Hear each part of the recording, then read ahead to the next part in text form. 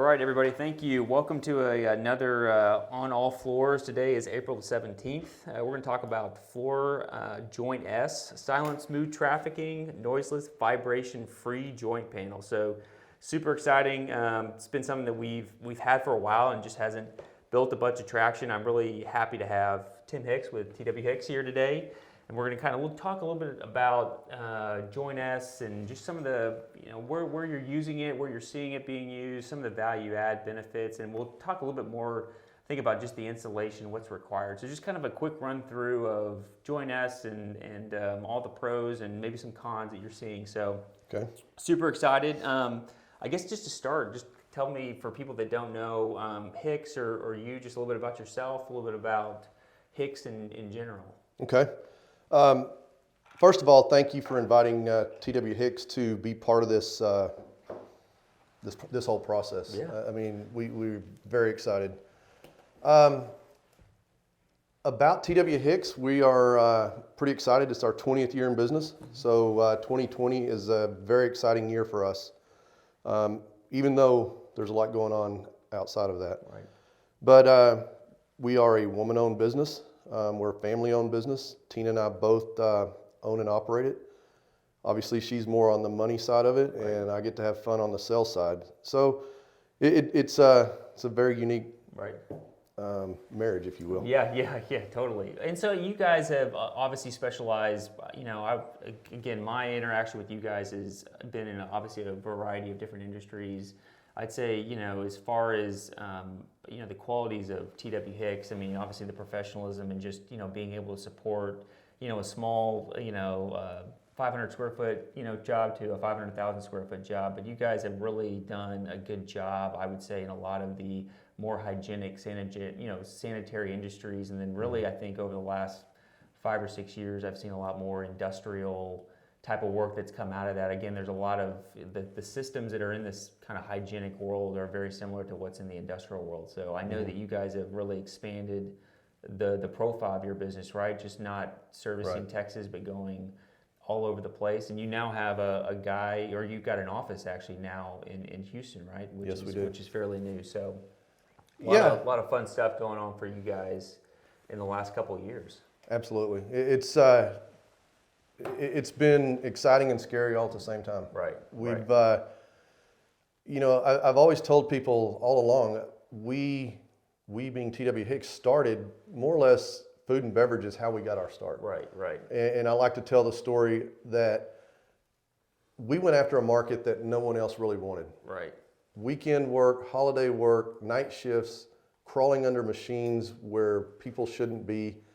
And that really kind of set the tone in terms of how we were going to go to market. Mm-hmm. And through that, what we found is there was a very open market there. There was people that wanted to do the big projects, but no one wanted to do the little weekend work. And so that really kind of kick-started us and got us to the point where we are today. And then you're correct. We saw the products that were being used in the food industry, beverage industry, this urethane technology, it had so many benefits that epoxies didn't have. And I kept telling people all the time, this urethane technology is going to take over. Right. And I think people thought I was crazy, but now what we're seeing is that technology is being used in automotive. It's being used in manufacturing. Anywhere where the speed of construction is detrimental to the flooring side of it, not just resinous, but carpet, any type of flooring. Concrete is meant to cure, and you have moisture of convenience there. Well, the urethane mortar technology bonds extremely well, and now with technology, the systems are easier to put in. They're actually decorative. So there's a lot of things that you can do with it. Right. And speaking about technology, we've obviously always talked kind of about technology and just, whether that's in just the products that we use, or it could be the services or products that we use inside of our businesses. So, the thing I've always loved about you and obviously Hicks in general is just the willingness to adopt technology. And that, I know you guys, you're profile of an envelope that you guys provide to owners is, way more than just floors. I mean, it translates itself up to horizontal and vertical surfaces as well. So the wall coatings, and you guys kind of getting into drains, and then now talking about technology, this is a perfect roll into what we were talking about today, which is Joint S. And so, the thing that we've always talked about here at Sika in Manchester is, there's so many other opportunities to provide owners and end users with other value add items. And so there's just such a loss of capability when you're just kind of a one-trick pony, just saying, hey, I got floors and that's all I got. It just doesn't give people what they need, especially today where their resources are just so limited at the facility. So you almost, as a solution provider or a contractor, you have to have a total integrated full turnkey solution. And Joint S really is filled, I think, not maybe a real, for a lot, no pun intended, it's filled a gap that we've really, I don't necessarily felt like we really noticed several years back, but we're really starting to find that people really need this and are finding a lot of value. And I think what scared a lot of us about Joint S, it was just such a foreign concept to us on how we were going to treat joints. And then again, you could say if it's a behavior or it's something that we didn't really understand how to use it or how to sell it or translate that value, customers didn't know that as well. So I feel like we finally have kind of gotten there. And again, I'm glad to have you here because you guys have done a great job with Joint S and really adopted it into kind of your part of your process when you guys approach a facility, whether you're going to polish it or you're going to coat it. It's a great tie-in for all that. So I thought today would be helpful for kind of our listeners and people watching is just kind of running through some stuff that I thought would be great things to ask you that I think people are probably out there when they see a brochure, they see it on the ground, are probably asking themselves. So I think the best place to start is just your first impression when you saw Joint S. I guess a couple of years ago, what was that like? It's when I first saw the Joint S system, was actually we had taken a trip to Sika's main office, and they did a demo for us, and we're holding it, and like it's a product that has a very big wow factor to it, and I remember myself and I had 2 reps with me, and we left there and we're on the flight home and we're like, man, we are going to light this up. This is amazing. And then you get back and it's not like our sales guys, joints aren't sexy. You go out and you're like, we're looking at the whole plant and we're trying to figure out where's this neat looking joint going to work. Right. And it literally got tabled. It became this thing that just like any habit, you don't use it and it just got lost. And so I'm going to read you something real quick because this really goes into kind of what we're talking about. And it's one of our taglines is, we combine innovative, knowledgeable, and intensely committed team of industrial flooring professionals with top products and services that give a quality solution. So when you read that, it really hits home with me because I'm out there looking for the Joint S type system. And what happened is this got tabled, and we had a few really nice free mock-ups that we did with it, trying to get people excited. Because I'm sure we'll talk about price here shortly, and that was one of the sticking points. But we put it down and people raved about it and how well it worked. And we go back a year later and it's still there. Well, the excitement comes up a little bit more and then it gets tabled again. So what happened is I hired a rep that is running our Houston division. And old school sales, loves to knock on doors, loves to get in front of people. But he also likes to have a little bag of tricks with him to help him get in the door, because as we know as sales now, there is no front door. There's no one working there. It's all kind of electronic now. Well, now what we are doing, we're using this as a tool to get into any plant that has a forklift or a tote or a pallet jack. So not every plant that we go into has a need for resinous flooring. Yeah. I mean, some are polished, some just seal the concrete, but every building in the world has joints. Right. And what we're seeing is if you can go back to the roots of selling and find out what people need, not what you want to sell them, but Right. what they need, it opens so many doors. So now we're using the FloorJoint S as a tool to sell more, Right. Right. not just to sell the joints. Right. So what we're seeing is we can go into a facility and basically ask the question, is there a joint in your facility that is costing you money? Right. No one can say no. Right.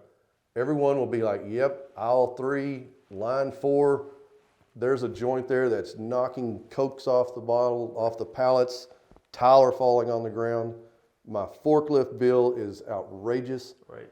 So we're like, okay, well let us look at that. Yeah.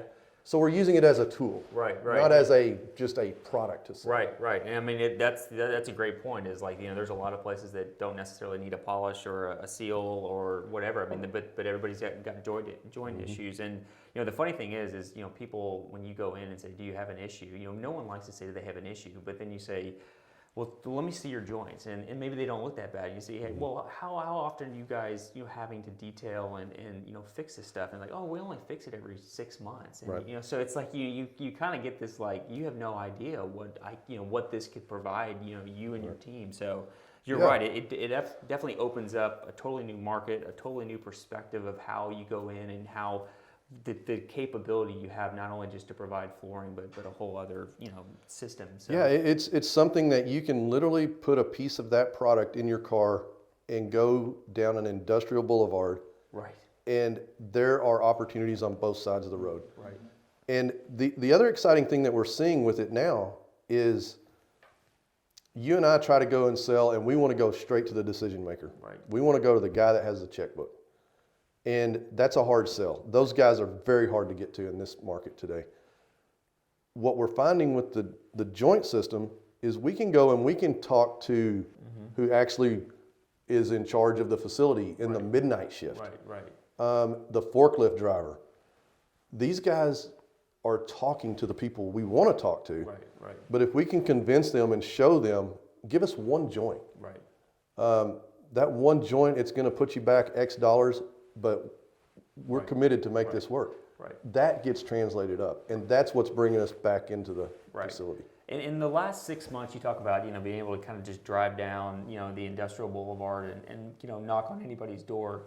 Where have you guys had the most success over the last 6 months with Joint S as far as the customer base that you're selling into? So it's interesting. Because we're food and beverage driven, that's the first place we look. It's a lot of the same roads we go up and down, and what we're finding is there's always, you're always looking for that manufacturing production side of that plant, but the bigger square footage is always on the distribution side of it. So what we're seeing is we're going back into the same accounts that we've been working with. And we're getting into new accounts because we've got something to offer. Right. But we're looking at a different part of the plant. Right. Yeah. And that's something that we've always talked about. We always talked about how do we get to the front of the house from the back of the house, right? Well, now I want to get from the front of the house to the back of the house to that big giant building over there that's called distribution. That's where we're taking this product to. Yeah. And I the great thing about it, and I think for our listeners and our viewers, we're definitely in the show notes. We'll have kind of a whole, method statement on Joint S, and so really people, understand exactly what we're talking about, and this plate technology and kind of reinforced paneling system where we're really just kind of creating a seamless bridge that goes, from one side of the joint to the other. The biggest thing for us, I think, is Sika, especially for you talking about being able to go into the distribution side, and you've got, again, a lot of lineal feed.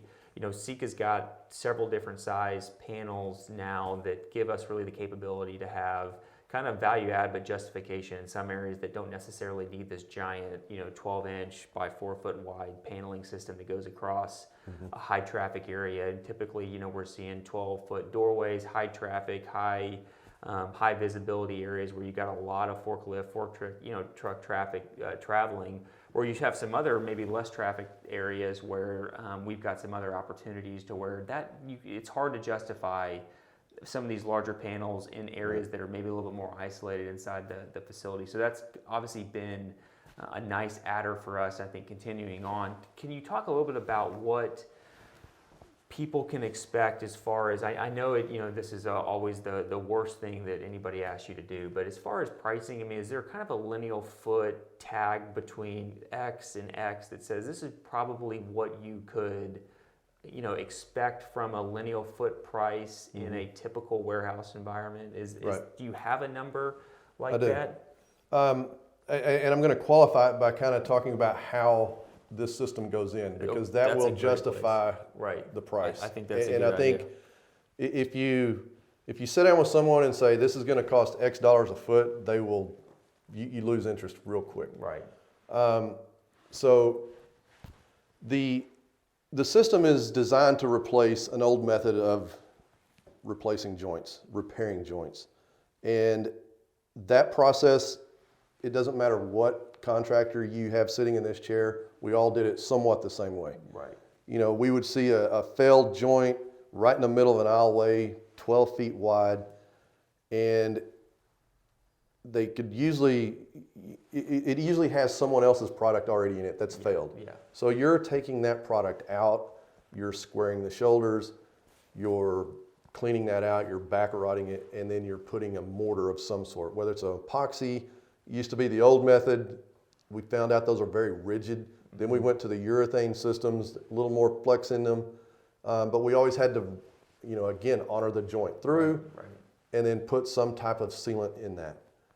That was a typical fix that would last 1 month, 6 months, but somewhere in that 1 to 6 months, it's failing. Either failing at the material that was put into the joint itself or the shoulders start breaking down. Right. Because you have two parts moving separately, and shoulders are going to break and things happen. Right. And so it's moving this way, every different direction. So we go in and we find a joint that's bad, and it's pretty much what we're seeing. And they will ask, how have you been doing this? And they will tell us that same story I just told you. Right. And their frustration, you can see it mounting as we're talking. And they're like, it lasts for a few months and then we have to redo it. So this is something that's happening at least every quarter through the year. Right. And so at that point, then we're able to sit down and we have a sample of the S joint. We're showing them the engineering part of it. And all of a sudden, when we walk through and we say, okay, we're going to take that joint, we're going to score that out. We're going to take it down to 2 inches deep. We're going to fill that. We're going to embed this product into it. We're going to weld that thing to the ground. And then you see this S curve. S curve means a lot to engineers. Right. And that's why that design is there. And so, at that point, when we go through step by step of how that process is going in and the time frame that we can do it in, now they're buying into the whole process. They're seeing something different. Right. They're not seeing the same old bag of tricks. Well, and I think the identifier there is that they now see a true solution repair versus a fix, which is just hey, it's a routine maintenance item that's on our standard checklist, and that's just what we're going to do every quarter. Right.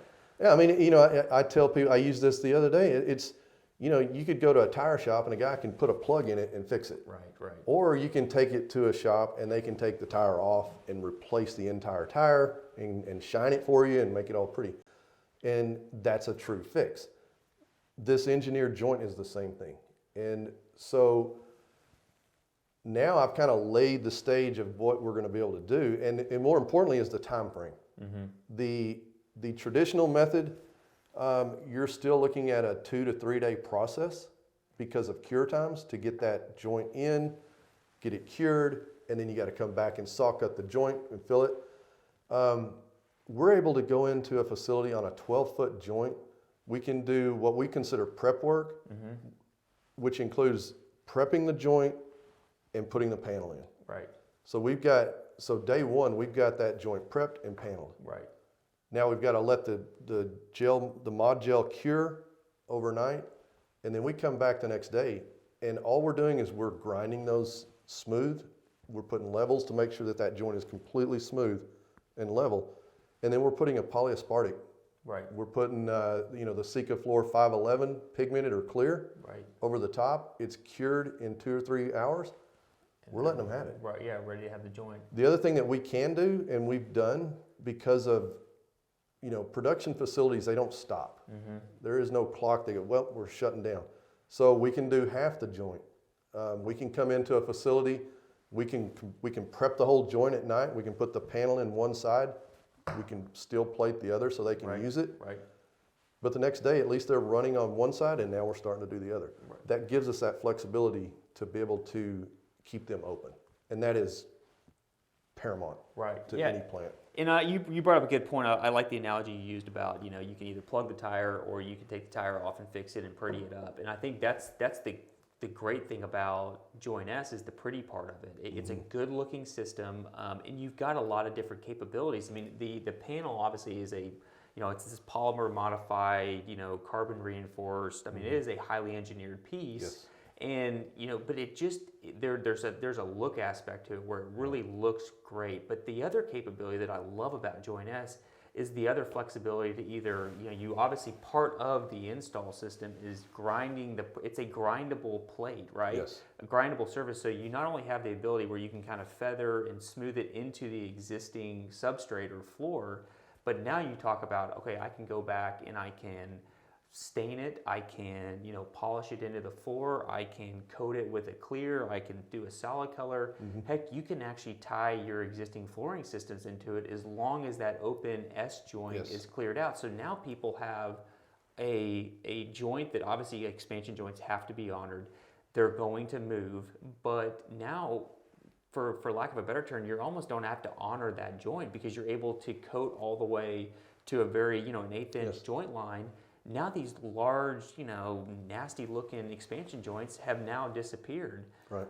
And even too, when you talk about your food plant, hygienics, sanigenics, that's a very hygienic capability that you give to pharma companies, biopharm, and now they have a much more protected area where you don't have all those nooks and crannies that you typically had along a doorway, especially with a lot of the safety acts that are coming in, even if you're not in a process area, but you're moving into the warehouse.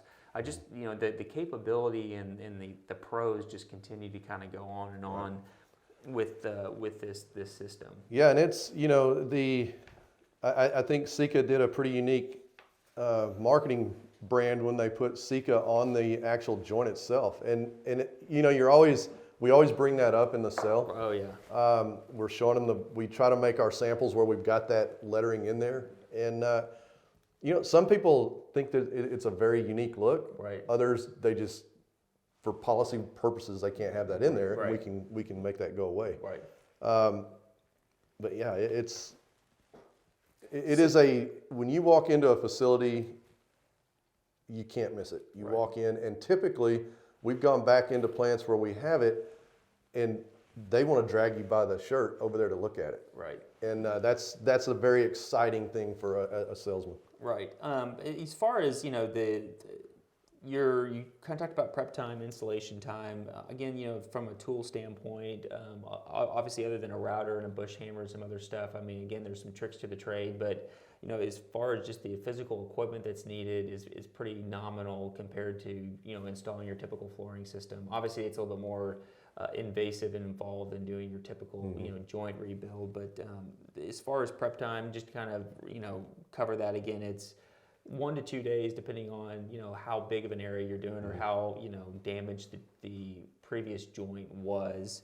And then as far as do you have people that are keeping this on, or at least maybe talked about keeping these items on the shelf and then having you guys kind of come in on these maintenance contracts? Or do you guys see a need to actually inventory something like this because of just the necessity it is for people to have this stuff quickly fixed? Right.